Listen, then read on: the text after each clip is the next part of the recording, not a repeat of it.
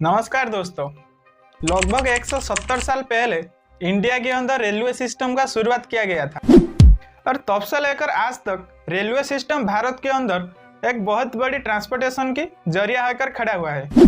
आज railway network fourth largest network in the world. लगभग 13 million से ज्यादा लोगों ने हर दिन इसके थ्रू ट्रैवल करते हैं। इसके बावजूद भी 2 जून 2023 के दिन उड़ीसा राज्य का बालेश्वर डिस्ट्रिक्ट की बाहानगा रेलवे स्टेशन पर हुआ है एक बहुत बड़ी ट्रेन एक्सीडेंट। लगभग 275 लोगों ने अपनी जान गंवा दिया है और 900 से ज्यादा लोगों ने इस एक्सीडेंट में बहुत बुरी तरह से इंजर्ड हुआ है और इसके अलावा बहुत सारे लोगों ने माइनर इंजरी का भी शिकार हुआ है, जिसको लेके पूरे देश के अंदर एक हलचल सा मच गया है। लेकिन इतने सारे सेफ्टी फीचर होने के बावजूद भी क्यों और कैसे हुआ इतना बड़ा ट्रेन एक्सीडेंट? कवच सिस्टम यहाँ पे क्यों काम नहीं किया? गलती किसका था, ट्रेन का लोको पायलट की या स्टेशन अथॉरिटी की? चलिए आज की इस वीडियो में पूरी तरह से जानते हैं इस बारे में।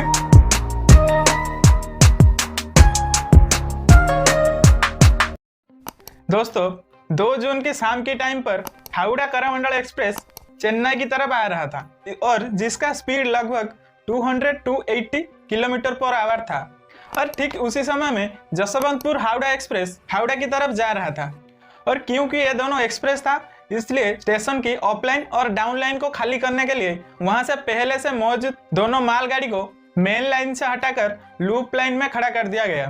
दरअसल आपने अक्सर 2 लाइन देखते होंगे ट्रेन जाने और आने के लिए, और जिसको मेन लाइन कहा जाता है। और जब कोई स्टेशन पास आता है तो उन मेन लाइन से और ढेर सारे लाइन जोड़ दिया जाता है, जिस लाइन को लूप लाइन कहा जाता है। अगर कोई एक्स्ट्रा ट्रेन स्टेशन पर रुकना चाहे तो उस ट्रेन को लूप लाइन में ही रखा जाता है और दोनों की दोनों एक्सप्रेस को मेन लाइन में ही जाना था। लेकिन करमंडल एक्सप्रेस मेन लाइन के बावजूद लूप लाइन में आकर घुस गया और क्योंकि लूप लाइन पर पहले से एक मालगाड़ी मौजूद था, करमंडल एक्सप्रेस सीधा जाके उस मालगाड़ी में टकराया। मालगाड़ी में आयरन ओर होने की वजह से ज्यादातर नुकसान यहाँ पे करमंडल एक्सप्रेस को ही हुआ है और एक्सप्रेस की इंजन का डब्बा सीधा जाके मालगाड़ी के ऊपर चढ़ गया और उसका बहुत सारा बगी डीरेल हो गया, यानी कि अपनी लाइन से बाहर आ गया। और ठीक उसी समय में पास कर रहा था जसवंतपुर हावड़ा एक्सप्रेस। करमंडल एक्सप्रेस की एक बगी जाकर हावड़ा एक्सप्रेस की पीछे वाले 2 बगी से टकराया। कुल मिला के इस ट्रेन ट्रेजेडी में 3 ट्रेन सफर हुआ है, जिसमें 2 एक्सप्रेस ट्रेन और एक मालगाड़ी है। लेकिन यहाँ पे सवाल यह है कि मेन लाइन में जाने वाली गाड़ी लूप लाइन में आया ही क्यों? क्या मेन लाइन पर लोको पायलट को ग्रीन सिग्नल नहीं मिला था? इस बारे में इंडियन रेलवे बोर्ड की सदस्य जया वर्मा ने बताया कि पहले लोको पायलट को ग्रीन सिग्नल दिया गया था, लेकिन बाद में वो सिग्नल बंद कर दिया गया और इस हादसे में लोको पायलट की कोई भी गलती नहीं है। रेल मंत्री ने यह बताया कि जो भी कुछ हुआ है वो सारे इंटरलॉकिंग प्रॉब्लम की वजह से हुआ है। लेकिन हैरान की बात तो यह है कि उस घटना के बाद बाहानगा स्टेशन के असिस्टेंट स्टेशन मास्टर ने वो जगह छोड़ के भाग गया। लेकिन इंडियन रेलवे की हिस्ट्री में ये पहली बार नहीं हुआ है, इससे भी बहुत बड़ा रेलवे हादसा हो चुका है। सबसे बड़ा हादसा हुआ था 6 जून 1981 में बिहार की भागवती रिवर के ऊपर एक बहुत बड़ी ट्रेन ट्रेजेडी हुआ था और जिसमें लगभग 750 से ज्यादा लोगों ने अपनी जान खो दिए थे। उसके बाद 20 अगस्त 1995 फिरोजाबाद ट्रेन एक्सीडेंट, 2 अगस्त 1999 गौशाल ट्रेन एक्सीडेंट, 26 नवंबर 1998 में थाना रेलवे एक्सीडेंट। ऐसा बहुत सारे ट्रेन एक्सीडेंट होता रहता है। लेकिन लोगों का सवाल यहाँ पे यह है कि कवच सिस्टम काम क्यों नहीं किया? पहले चलिए जानते हैं कवच सिस्टम होता क्या है। इसके बारे में हमारे रेलवे मिनिस्टर अश्विनी वैष्णव जी ने बताया कि कवच सिस्टम होने की वजह से ट्रेन की एक्सीडेंट ना के बराबर है। अगर 2 ट्रेन एक लाइन पे सामने सामने हो गया तो कवच सिस्टम उसको एक्सीडेंट होने से बचा देगा, और अगर एक ट्रेन आगे जा रहा है और एक ट्रेन पीछे जा रहा है और उनके बीच में जो डिस्टेंस होने चाहिए वो नहीं रहा तो वहां पे भी कवच सिस्टम ट्रेन को एक्सीडेंट होने से बचा देगा।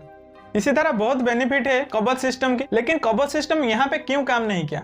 दरअसल दोस्तों, कवच सिस्टम यहाँ पे इंस्टॉल ही नहीं किया गया था क्योंकि कवच सिस्टम को इंस्टॉल करने का जो प्रोसेस है वो बहुत स्लोली हो रहा है। इसमें भी सरकार को ध्यान देना चाहिए। अब जो लोगों ने इस हादसे में अपनी जान गंवा दिया, उनकी फैमिली का क्या होगा? क्या होगा उनकी फ्यूचर का, जिन्होंने इस हादसे में अपने पैर अपने हाथ गंवा दिया। इसको लेके इंडियन रेलवे ये डिक्लेयर किए कि जिन जिन लोगों ने इस हादसे में अपनी जान गंवा दिया उनकी फैमिली को कॉम्पेंसेशन के रूप में 10 लाख दिया जाएगा, और जिन जिन लोगों ने पूरी बुरी तरह से इस हादसे का शिकार हुआ है उनको भी 2 लाख कॉम्पेंसेशन के रूप में दिया जाएगा। उसके अलावा जिन लोगों ने माइनर इंजरी का शिकार हुआ है उन लोगों को 50,000 कॉम्पेंसेशन के रूप में दिया जाएगा।